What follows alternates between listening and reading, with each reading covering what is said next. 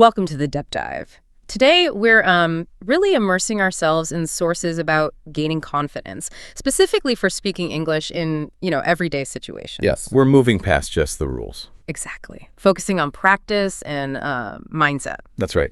And our goal really is for you, the listener, who wants to learn quickly but feels maybe a bit swamped. Right, that feeling of information overload. Yeah, so we're extracting practical strategies, things you can actually do from this resource, Confident English Speaking in Daily Life, and gets right to the heart of it, anxiety. It really does. The source jumps straight into that core struggle. It's less about knowing the words and more about that psychological tension.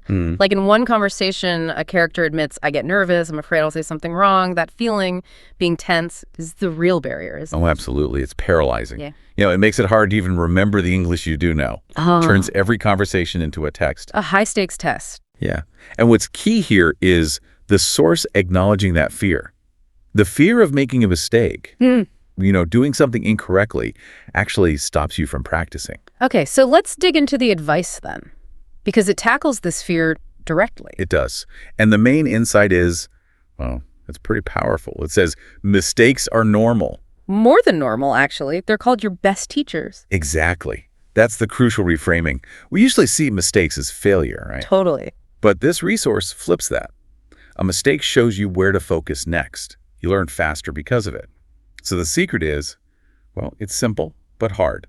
Focus on communicating. Communicating meaning to share your ideas or feelings. Right. Just getting your point across. Forget perfection. Okay, but I wonder, how practical is that really? Learners feel pressure.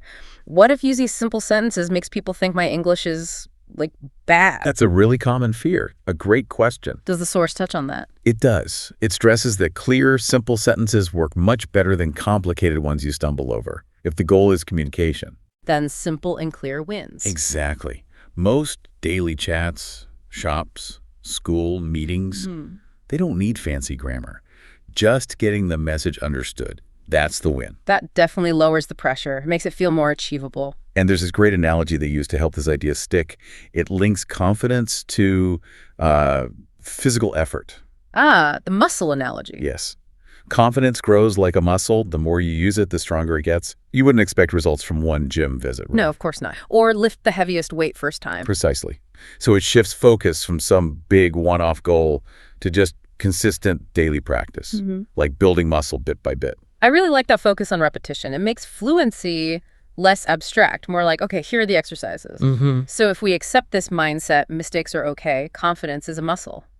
What are the actual daily workouts the source recommends? Right, the practical stuff. The source moves pretty quickly from the why to the how, very specific things. And the foundation, strategy 1, seems to be consistency is king. Practice every day.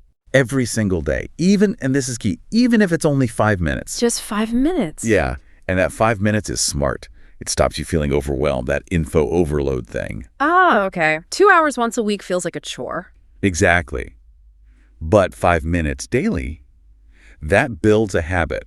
You're signaling to your brain this is important consistently. It sticks much better than long occasional sessions. That makes so much sense for someone trying to learn fast without getting bogged down. 5 minutes isn't daunting. Yeah. Okay, strategy 2, training the mouth and brain.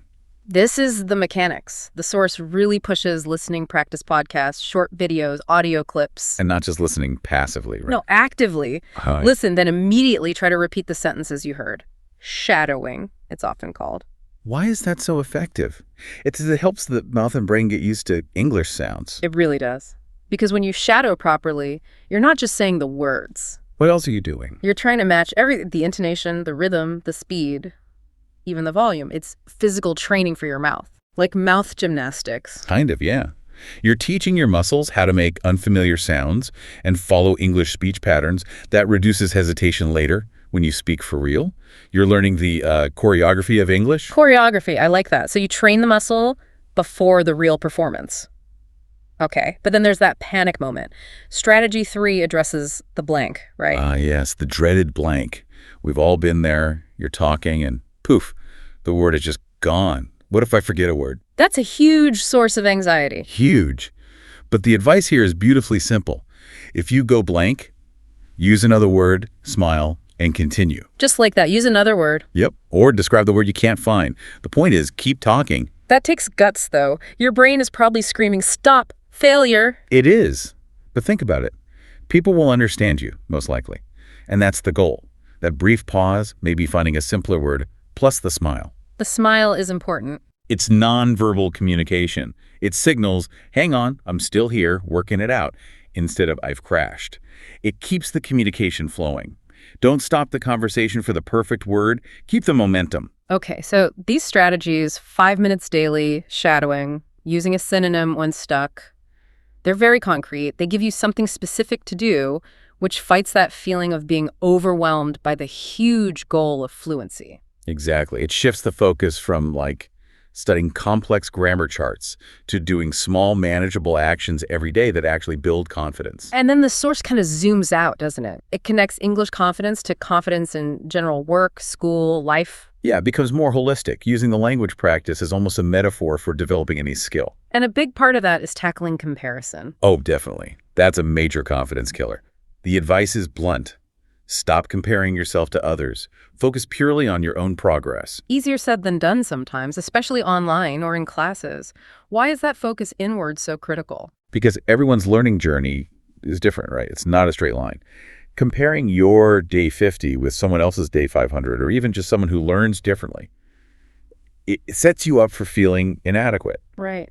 But if you only compare yourself today to yourself yesterday, then you see the real improvement, your personal milestones. That fuels motivation. It doesn't kill it. And you need to actually notice those milestones. The source talks about celebrating small wins. Yes. And not just vaguely, it gives specific examples. Celebrate asking a question in English. Maybe speaking up in a meeting. Even if it felt sparry or imperfect. Especially then. Acknowledging you did it reinforces the action. Makes you slightly more likely to try again. It builds that positive feedback loop. But this links to the idea of gradual exposure, stepping out of the comfort zone. The comfort zone is where you feel safe, but you don't really grow. So you have to leave it. You have to stretch it. Yeah. But gradually. That's the key. Don't jump from ordering coffee to giving a keynote speech. Okay, so what are gradual steps? Maybe try a slightly more complex question next time you're shopping. Or offer one idea in a group discussion. Small steps that push the boundary just a little. Each one makes the zone slightly bigger. It expands the muscle's range. And underneath all this, there's self-kindness, using affirmations. Right. Positive statements to encourage yourself. Because your internal monologue, your self-talk, that's constantly running. And it's often negative, isn't it? Especially when you make a mistake. Very often. So the source suggests specific phrases like, I'm learning every day, or simply, I can do this.